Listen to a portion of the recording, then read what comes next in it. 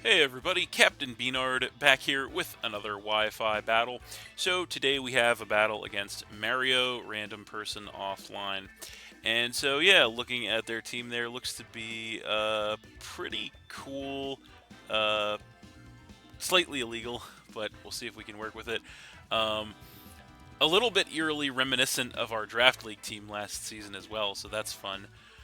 Um, yeah, so we'll see if we can work with it. Looking at my team, it is the same one that I've been using the past several games here, the lower tier squad.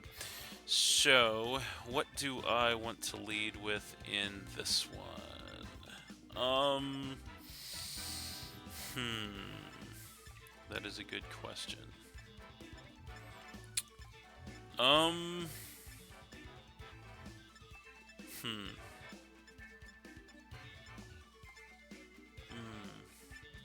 that is a good question. Yeah, I can't really decide. Drawing a blank here. You know what? Let's go with the. Oops. Let's go with the Hitmonchan. That might be okay. Yeah, we'll see how that works out. As he is still making his selection as well, actually. Interestingly enough. Not much time. Alright. At the buzzer. So yeah, we will see how this goes. Definitely could be another uphill battle in front of us. But we'll see what we can do about it. So there he is, and he is going to lead with Tinglu as we led with the Hitmonchan. So this is actually not that bad for us. Vessel of Ruin is going to cut all the special attacks of every Pokemon, but that's not going to matter. That's part of the reason we led with Hitmonchan. We should be able to fire off a pretty solid Drain Punch on this thing. Alternatively, we could knock off and get rid of its item, but kind of feel like he's probably not going to switch right away, so I think Drain Punch is the play, so that's what we're going to do. He does stay in and take a Drain Punch. Does do nearly half to him, which is solid damage. He is going to go for a Stealth Rock in return, get those hazards up on us, which is, of course, kind of as expected. So now I think we have a little bit of a choice to make. Obviously, we could try to Rapid Spin those hazards away. I kind of want to do that, especially given the fact that we did outspeed this thing. And if we can get a Rapid Spin speed boost, we could outspeed even more of his team. He could also start going for other hazards as well, but I think Rapid Spin is the play, so that's what we're going to do. He does stay in, so we go for a nice little Rapid Spin. Does minimal chip damage, but we do get a speed boost, and we get rid of his Stealth Rock. He is going to go for a Lair of Spikes now, which is not the end of the world, I guess. He has those up on us. So yeah, he is just going to try to hazard stack with this thing until he dies, I think, is the goal. So let's speed that process along and go for another Drain Punch here, see what he wants to do, as he does actually switch this turn, so he may be going to the Spectrier here. And yes, indeed he is, to try and block either of our attacks. So that thing is in, which is not good.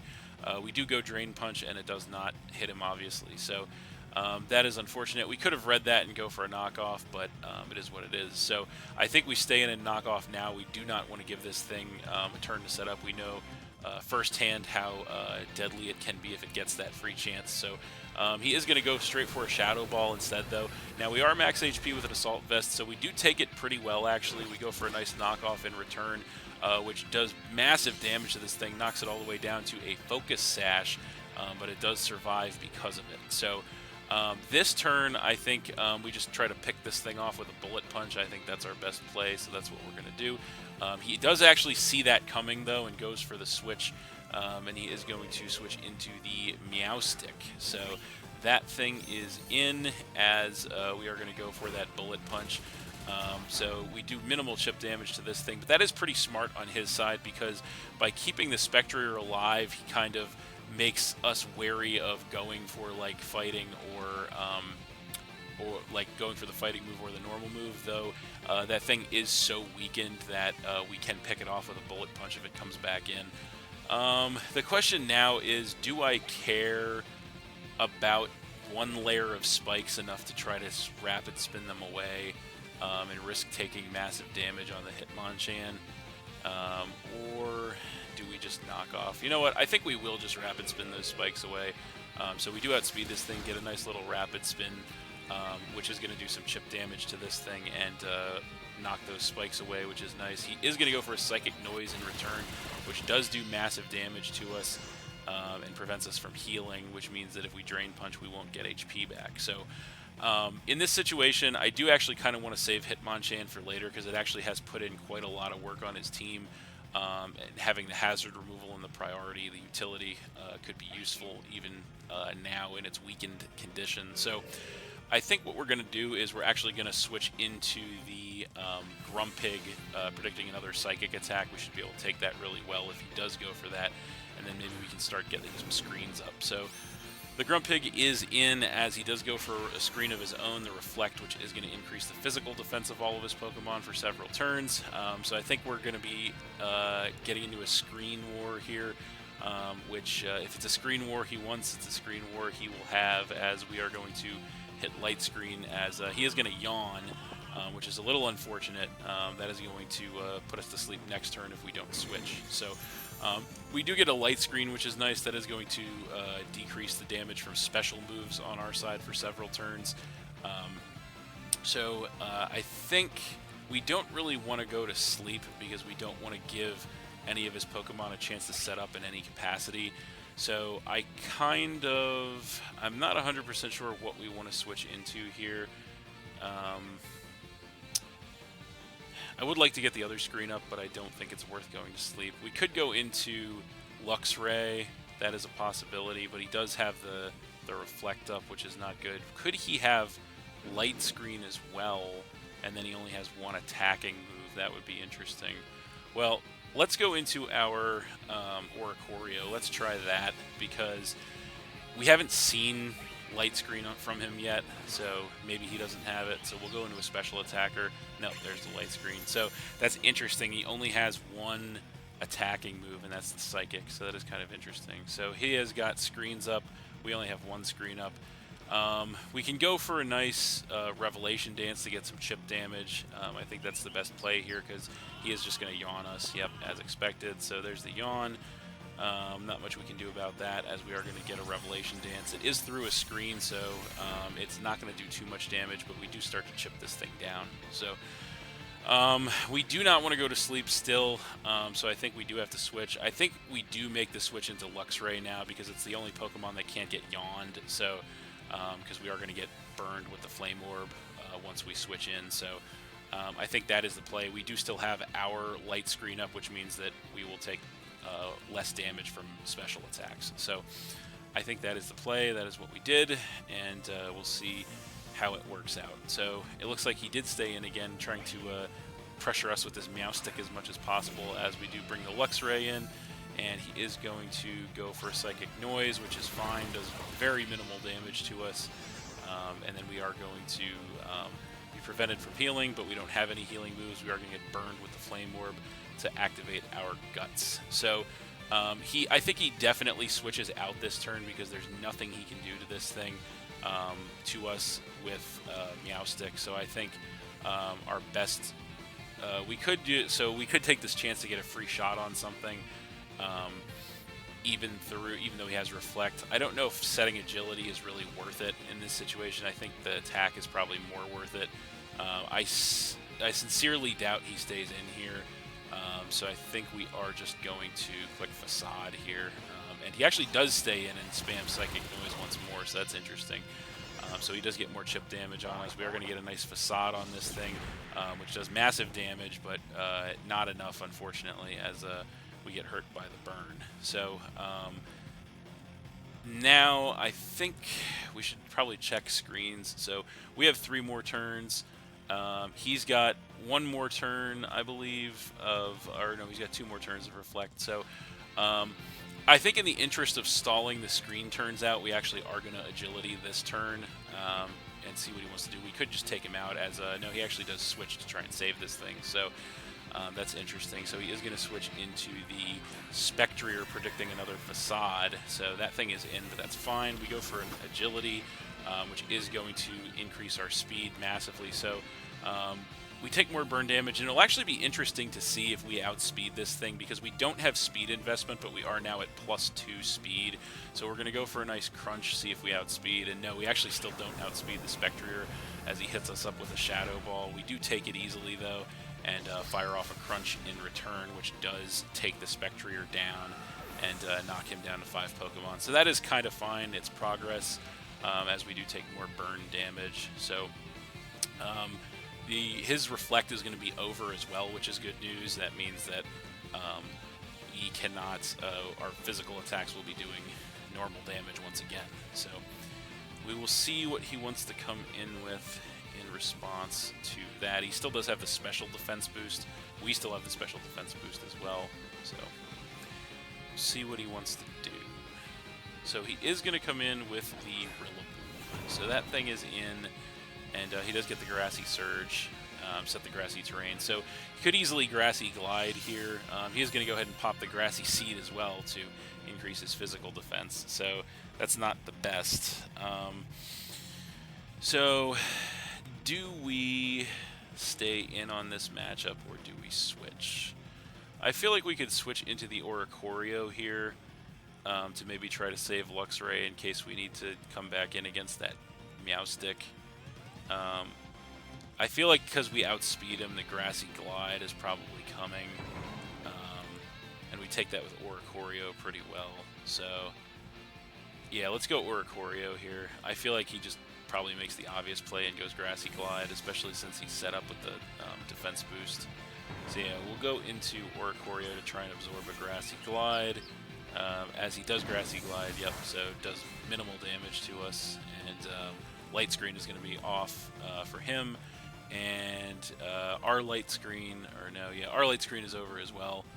Or no, his Light Screen still has one more turn. Sorry, our Light Screen is over. His still has one more turn. So I think what we do here, we could easily, I don't know if this thing can, we don't know what moves this thing has, obviously. I don't know if a Revelation Dance will take him out or not.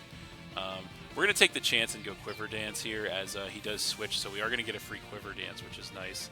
And he is going to switch into the Meowstic, so that's kind of fine, actually.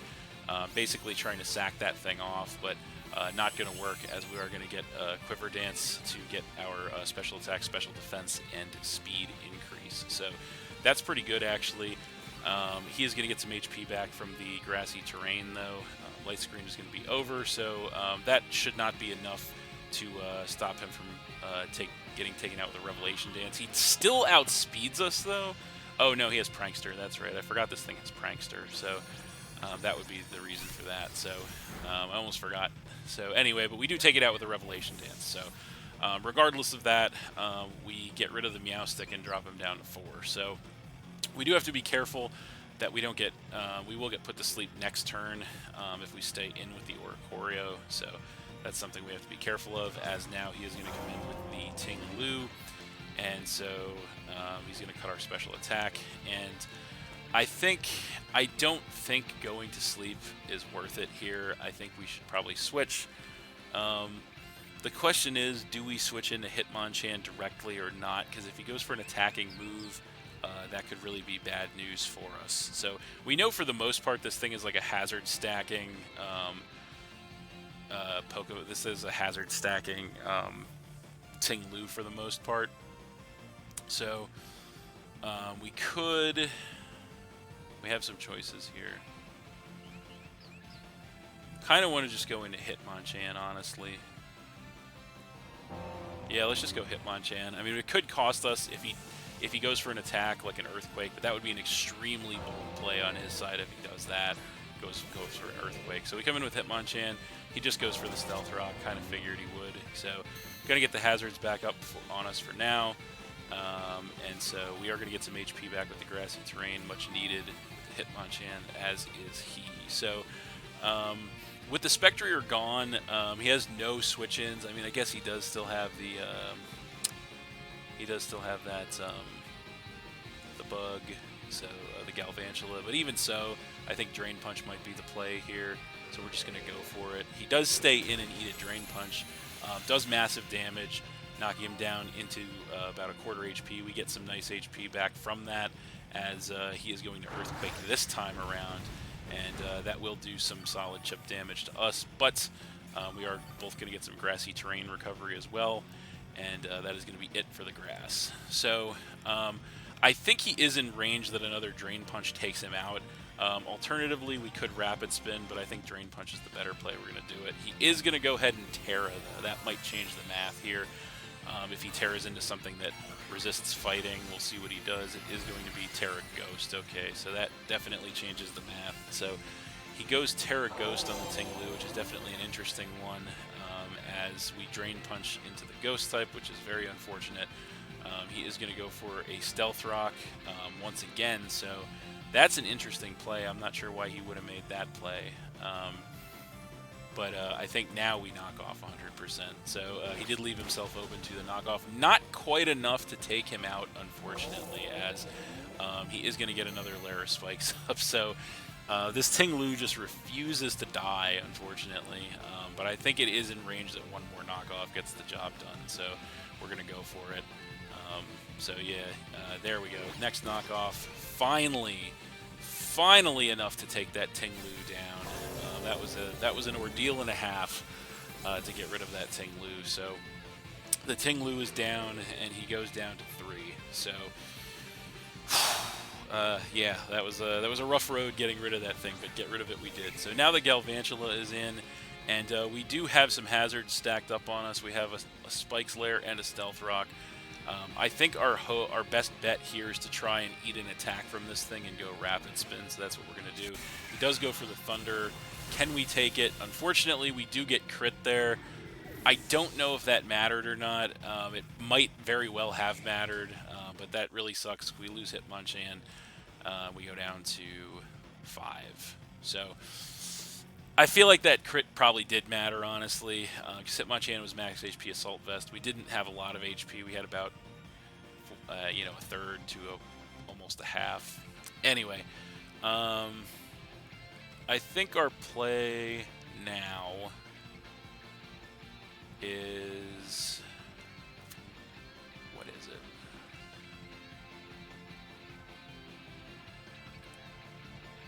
I think it's Ambipom. I think Ambipom's the play. So we'll come in with the Ambipom. We are going to get hit with the Spikes and the Stealth Rock. We have no way to remove them now, which is very unfortunate. So I think what we're going to do here is just Fake Out. We are going to go for the Fake Out, make the obvious play, see what he wants to do. He does switch, so he does try to save that. And so yeah, I think he is going to come in with the Rillaboom to try and eat that. So yeah, Grassy Terrain is going to come back into play as we do get a Fake Out off on that thing. Does massive damage, and we are going to take the Life Orb Recoil, and we are going to heal with the Grassy Terrain. So he does have, that now that that's back up, we do have a little bit of a choice to make here. So the question is, does he make the obvious play in Grassy Glide? I feel like we sack Luxray here just to get a clean switch. I think that's our play, so that's what we're going to do. Because he could easily make another play predicting the Oricorio to come back in. So we'll go into Luxray. We are going to get hit by all the hazards, and I don't know if we even survive. Yeah, we do barely survive all the hazards there, as he is going to Wood Hammer. So that is going to take out the Luxray, no questions asked. So we are beginning to push the edges of the timer as well, as that thing will take some recoil damage and get some HP back from that. And so I think we have to... what do we have to do here? Let's go Bellossom. I think now it's kind of now or never with Bellossom. So we're going to come in with that, and we're going to take all the hazards, which is unfortunate. And I think we attempt to set up a Quiver Dancer here. I think that's our play. So that's what we're going to do. He does switch, so we do get a free Quiver Dance, which is nice. He is going to switch into the King Gambit. So that thing comes in, and he is going to, we are going to get a Quiver Dance, so that is nice. That is going to give us that special attack, special defense, and speed increase. So we are going to get some HP back with the grass and the leftovers. So that is good. I think, I'm not sure how much damage it's going to do, but I think we probably just, we're only at +1, but even so, I think we just spam Moonblast on this thing. We do outspeed it, so we get a nice Moonblast. Does almost half, not quite half, as he does Swords Dance to get that sharp attack increase, so that's not great. We do get some HP restoration there with the grass and the leftovers, and unfortunately, I think he is out of range of another one now. Now, predicting the Sucker Punch, we could actually Quiver Dance again, but I think that's way too risky, so let's just Moonblast again for Chip. Yeah, so no Sucker Punch. There's the Moonblast, not quite enough to take him out.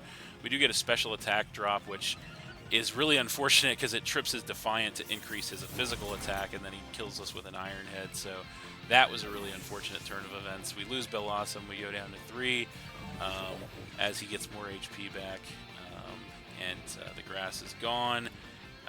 So I think our only hope here, because obviously Sucker Punch is on deck, because it always is with these things, is to go Ambipom, take all the hazards, and with seconds left on the clock, we are going to have to go ahead to try and ensure the KO here, go Terra Normal, Fake Out on the Ambipom. So that is what we are going to do. So, yes, we're going to go ahead and do that. So with seconds left on the clock, we're Terra Normal Ambipom. We have to hope this is enough damage to take this thing down. As we go for the Fake Out, it is Terra boosted, max attack, and Life Orb boosted, and indeed it is enough, even though resisted, to go ahead and finish that King Gambit off, which knocks him down to 2 Pokemon. So that is good stuff. As the timer is going to run out, he is then going to come in with the Rillaboom. So going to get the Grassy Surge to set the grassy terrain on the battlefield once more. Not going to matter since the timer is over. So yeah, that is where the game is going to end there. So we're just going to, we wouldn't make this play, but we're just going to go ahead and click U-turn. So timer is up, and we are going to take the win. So pretty tight one there, really competitive game. We are going to win that one 3-2 versus Mario. But that was a really solid game, really close, highly competitive. Would have been interesting to see how that match would have finished if the timer was not a factor. He did have the Rillaboom and the Galvantula remaining, as we had the